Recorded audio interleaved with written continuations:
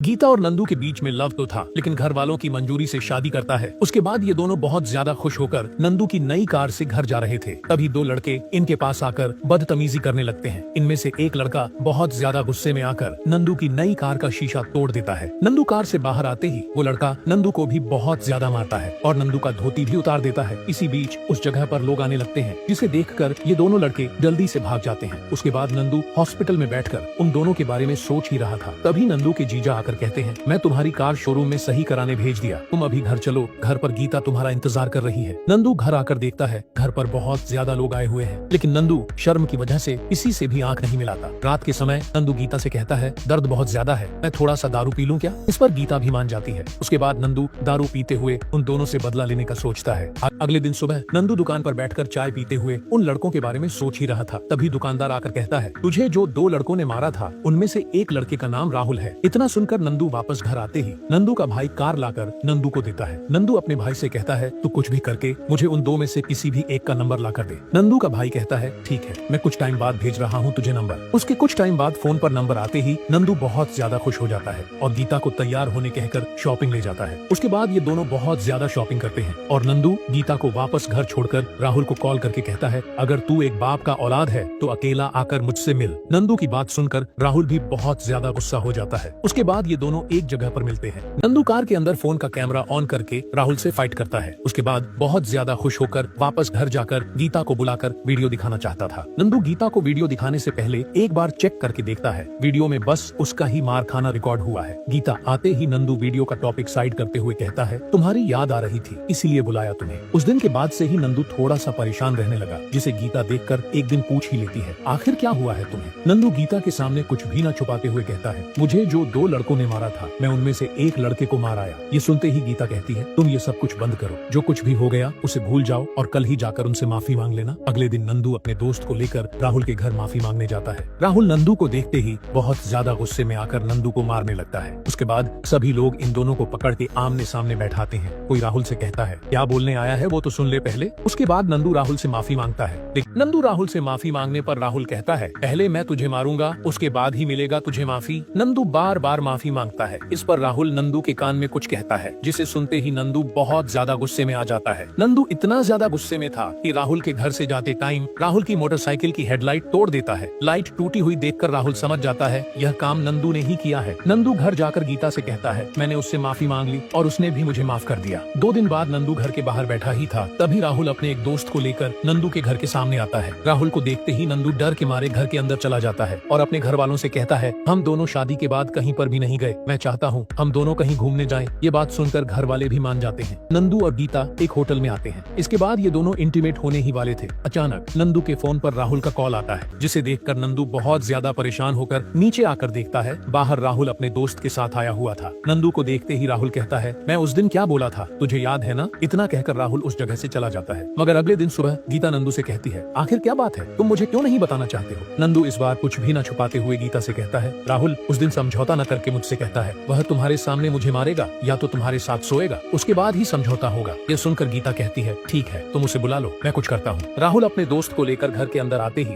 गीता राहुल से कहती है, मेरे पति ने बोला तुम मेरे साथ सोना चाहते हो, इसके लिए मैं राजी हूँ, मगर उससे पहले तुम अपने दोस्त को बाहर छोड़कर आओ। गीता के इतना कहते ही राहुल अपने दोस्त को बाहर छोड़कर आता है और राहुल को एक घर के अंदर ले जाकर कहता है, अब जो करना है करो। आगे राहुल क्या करेगा जानना चाहते हो तो कमेंट में